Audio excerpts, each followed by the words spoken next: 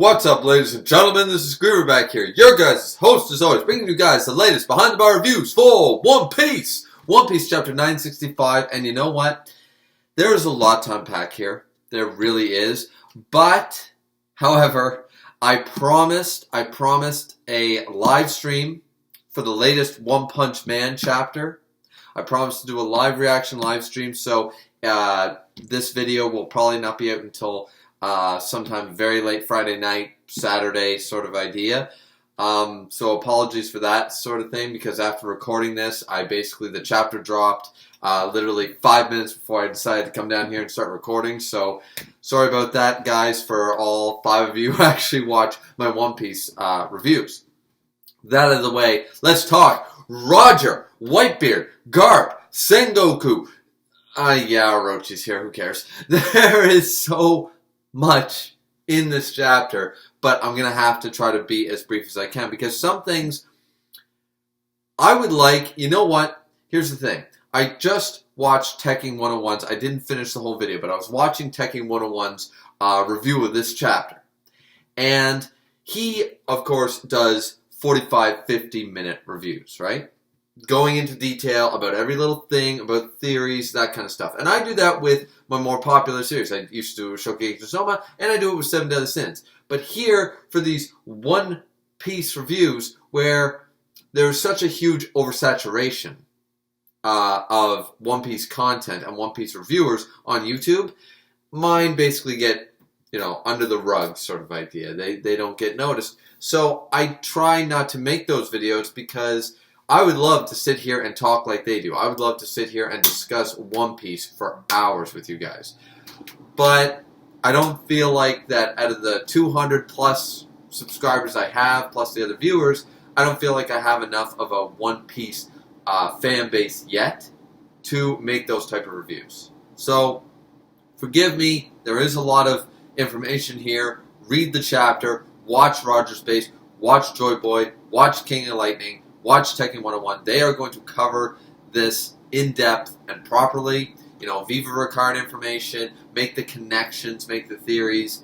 I'm just going to review the chapter for what mattered to me. And what mattered to me was the last goddamn page. The last page, double page spread, is what mattered to me. Now, we're still going to go through the chapter. Pretty much, here's what happened. Let's take a little sip of beer here. It is Friday, after all, right? It is Friday. So, suffice to say, just following the journey. We're getting a few time skips in between. We see Momonosuke being born. We see the creation of the division commanders. We see Oden's lack of understanding of what the Marines are and the world government. We see Hiyori. We don't see Hiyori being born necessarily. We see the beginning of the chapter just starts off with basically Toki and Oden talking on Whitebeard's ship, the Moby Dick. And simply put, Toki is not from Wano. She is. Her parents are, but she herself was not born on Wano. So, and she's trying to get back to her homeland, her parents' ancestral home, if you will. Very interesting. There's a lot of course, theories about that. Who is she? Where is she from? Like, these are being answered, but more questions are also posed as we get these answers. Now, Oden does say it straight up, this ain't going to be 3-6 months. We're not going back to Wano for probably a very long time. And she's kind of like, oh, that's all right. I think I found my destination anyway. Hint, hint, nudge, nudge, wink, wink. Oden, you're the dude who basically was in a brothel at age 4, with bitches all over the place, right? So, Neil Patrick Harris in Harold Kumar. That was Oden at age 4 or 6 or something, right? So, I'm sitting back here going, go on, Oden, read the signs. Everybody else does. We see Marco, we see Jozu, we see Vista, we see Nekomamushi. We see all of them basically going, hey, what's going on over there? And then we see Momonosuke being born. Momonosuke is born. They try to come up with a bunch of names like ingredients in an Oden, because Oden, that kind of stuff. They come up with Momonosuke, undefeated, unrivaled in the heavens, that kind of idea. Hiyori is also born around, a few years later. And we see, Whitebeard trying to instill some knowledge and instill some worldliness in Odin here. We see him talk to him about, like, the Marines, like, hey, these aren't like pirates, we just don't fight them because there's no point. Like, Whitebeard is running away not because he's afraid. Of course Whitebeard can win, but Whitebeard is out on the seas to protect his family. There isn't, like, some journey and then retirement for Whitebeard. Whitebeard, the Moby Dick, is his home. And it's a place that he's constantly always going to be.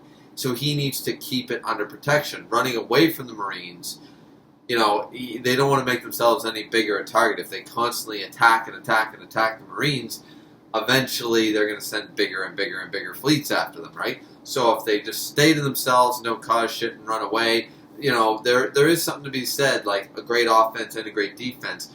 You know, retreating from battle is sometimes the wiser move. You know, sacrificing 1,000 men to take one hill instead of retreating and then taking over 3 hills tomorrow with that same 1,000 men that didn't die because, you know, you weren't stubborn. It's a better battle tactic than a lot of people would think.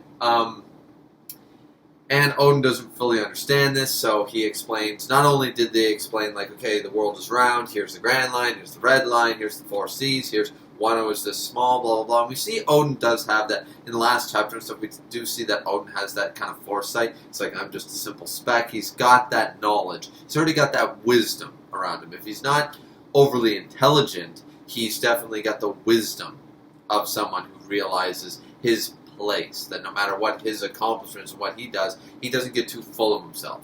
He does have humility, and it's really nice. It makes Odin a more likable character, of course. We also see the creation of the divisions. Now, I believe that Ace actually followed Odin. When they first created the divisions, Odin was the 2nd division. And we see that that spot hadn't been filled for a number of years. So it's entirely possible, there might have been someone in the interim, but it's entirely possible that Ace was the one who took over after Odin left Whitebeard's crew, which is going to happen relatively soon. So we see the creation, and it started with 5 divisions, you know, because they were growing and growing and growing. We also see Teach, Blackbeard, as an orphan. Some people might be like, oh man, like why is this so, like, nonchalant and stuff? It's like, well, did you expect the moment to be, like, incredible or something? I mean, at certain points in the story, Luffy basically, like Zoro joining the crew and Sanji joining the crew and stuff.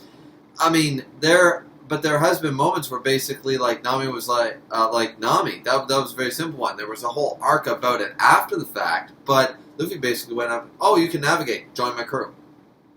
That was the introduction. So here, we're seeing it in a one-panel zone. If you were to go back and look at how all the Straw Hats joined Luffy, how all the Straw Hats joined the crew.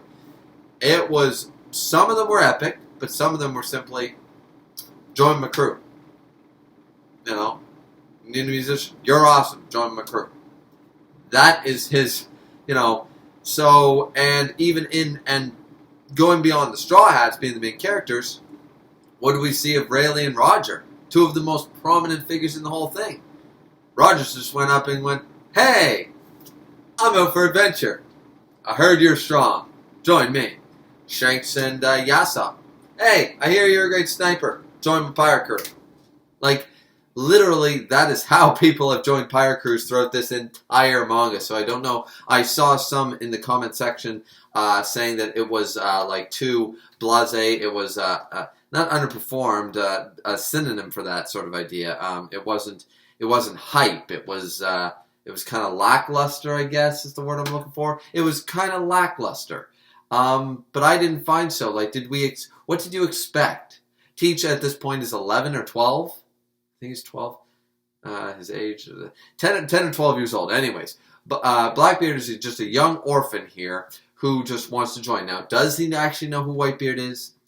Maybe. If he's got some connection to Zebek, then maybe.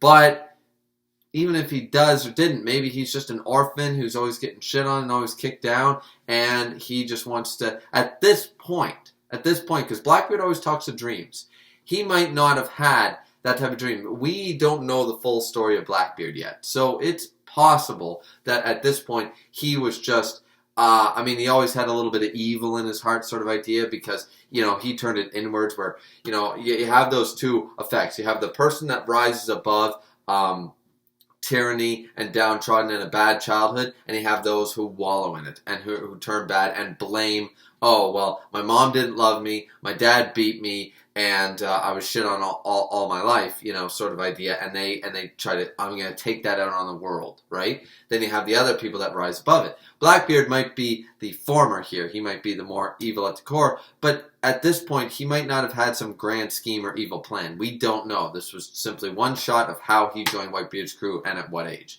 We now know, okay, so I'm fine with it. So we see all this, right? We see all this happen.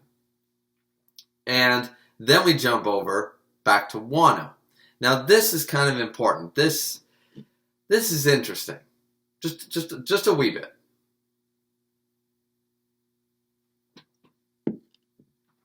Because apparently Mr. 2, Mr.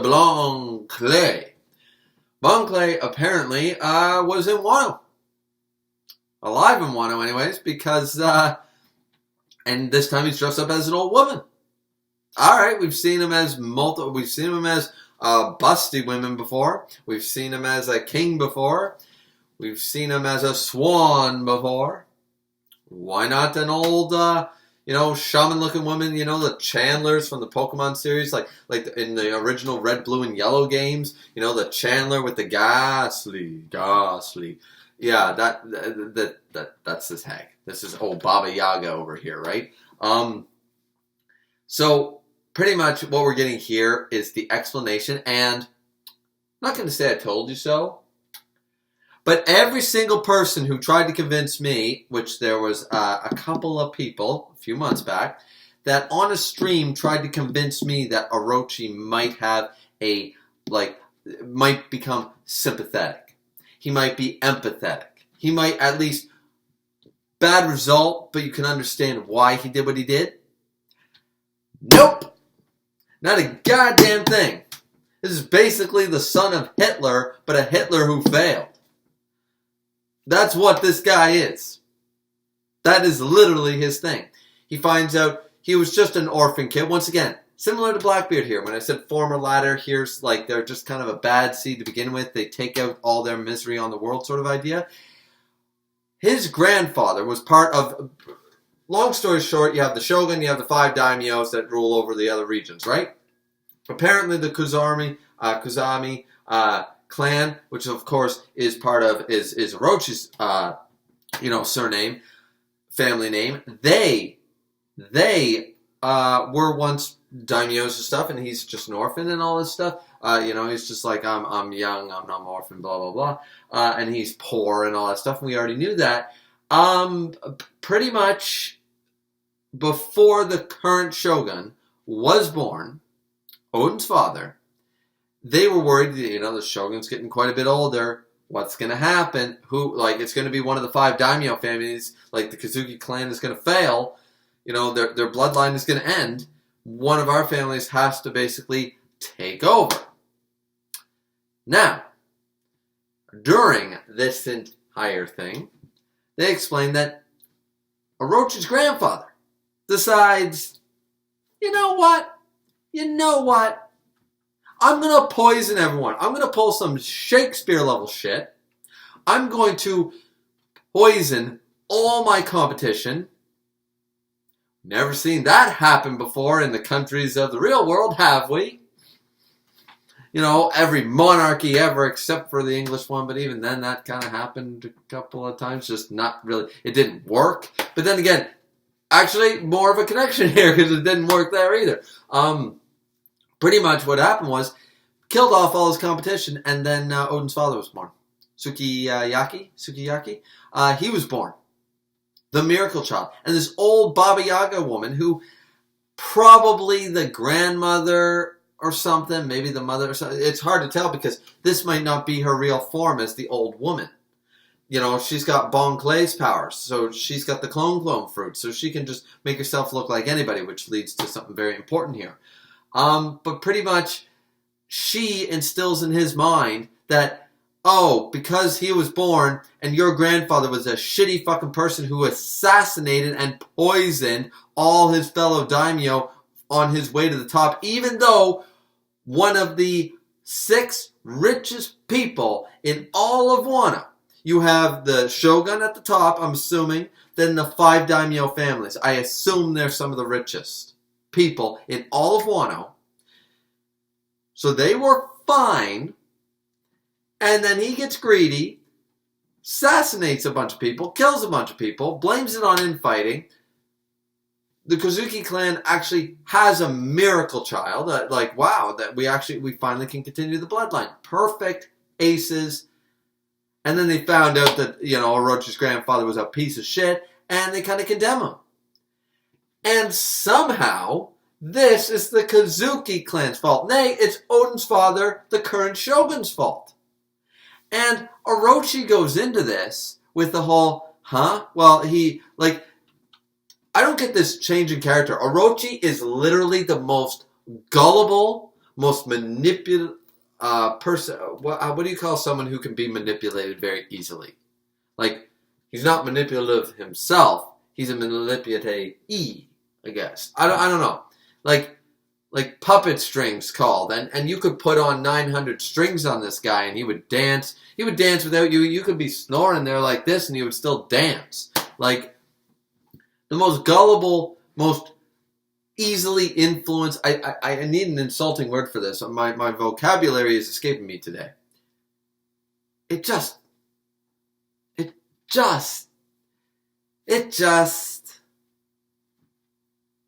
I mean, in the end, all this shows is that Orochi is still the piece of shit that I said he was, that he wasn't going to be redeemable, that Oda was not going to do this. He was not. He was not going to pull us off on some sympathetic thing. Or, as I said, the only possible way is if they showcase that the Kozuki clan was literally going to do something worse than the tyranny of Kaido. Which I don't know how that's physically possible. So, as I said, it doesn't matter what happened in his backstory. And here we see it's a shitty one. He believes, and also this woman, possibly related to Orochi himself, apparently traveled abroad, which I guess that's its own story. That's strange. But somehow managed to get the Bonclays fruit, the clone fruit, but also attained the Yamato no Orochi devil fruit. Like, that's a great find. 2 devil fruits for this old hag. I'm curious whether this person happens to be a member of Kaido's crew or working for Kaido.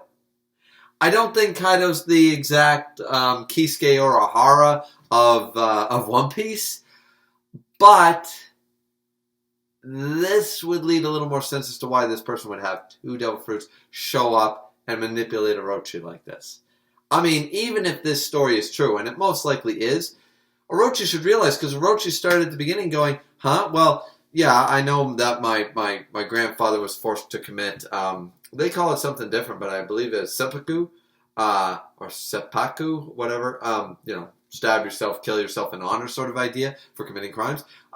He knew this, and Orochi said, yeah, but, I mean, he was told to because, I mean, he must have committed some crime, right? Orochi accepts that, yeah, my grandfather was ordered to basically kill himself, but that's only because he did some crime against the Kazukis, right?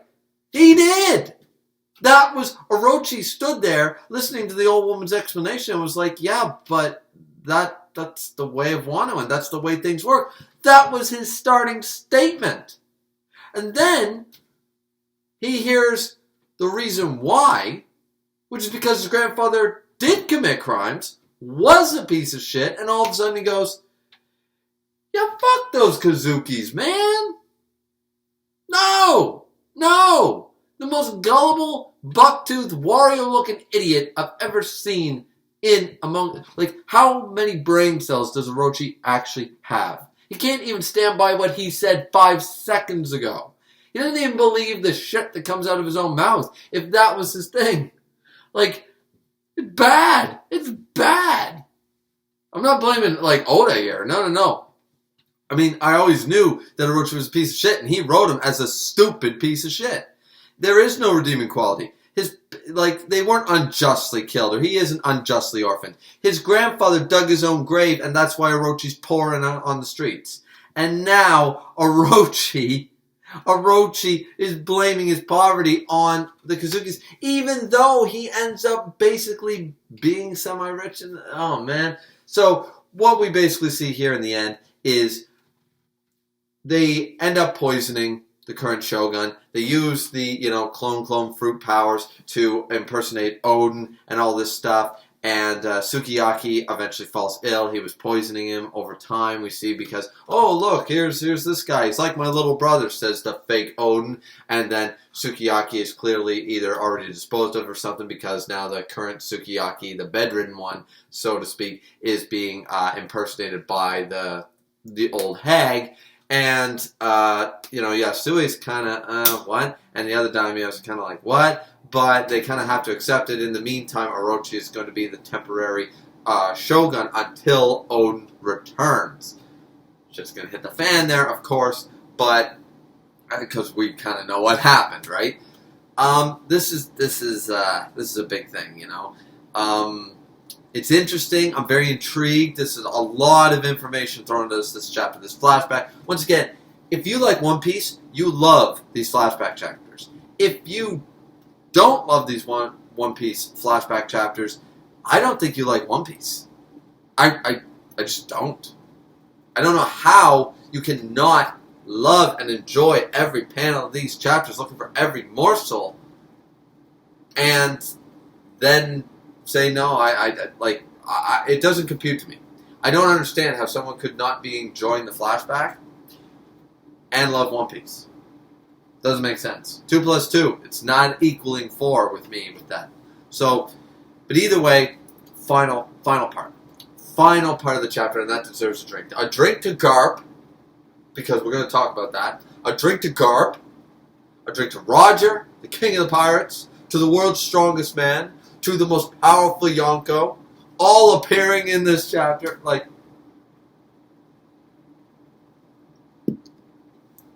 Well, GARP doesn't, but he's mentioned.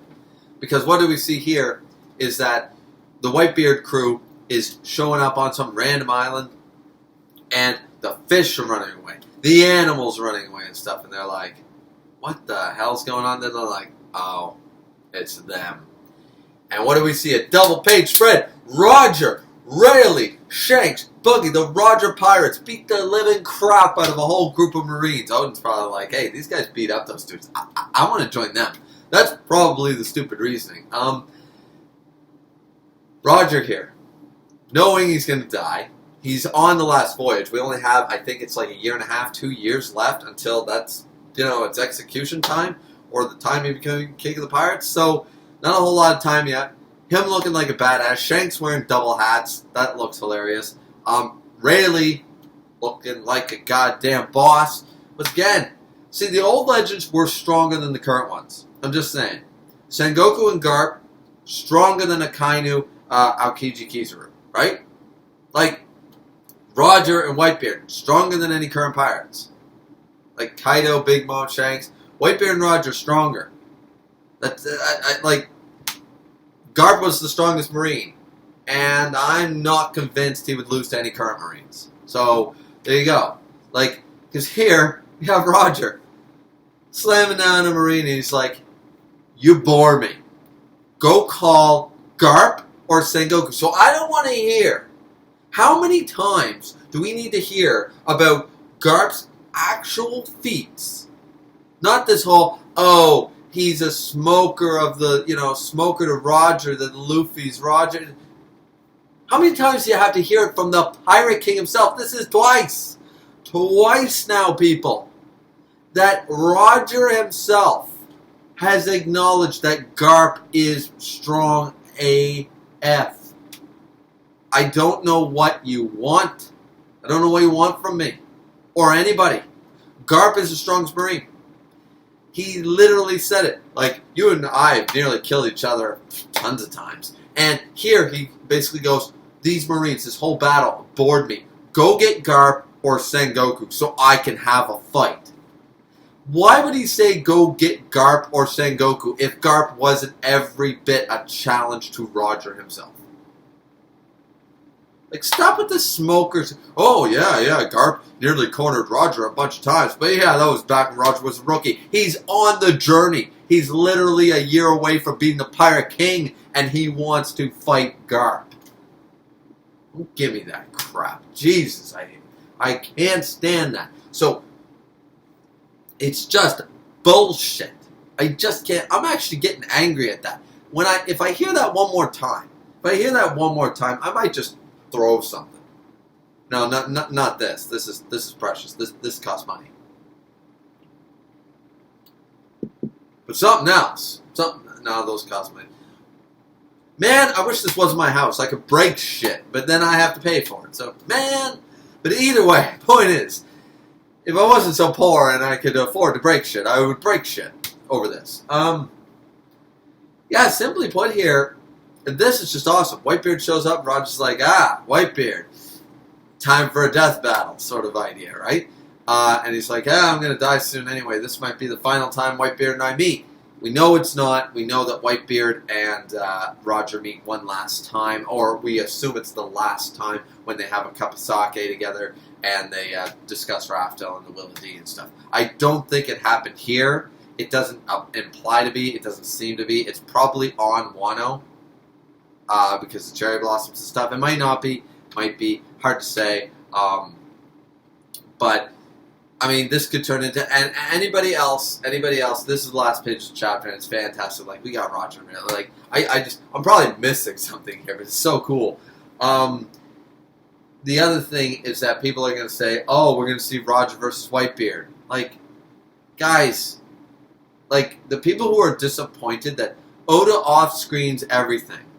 He's off-screened a few things in this one arc. I can admit that, but this is not their story.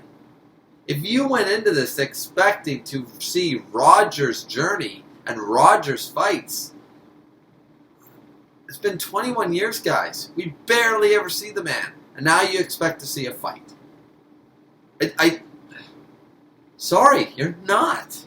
You're not going to see a fight, a major fight that doesn't involve the Straw Hats. Okay? We might see, the only one I can think about is Mihawk versus Shanks. We might see that. It's been hyped up for a very long time.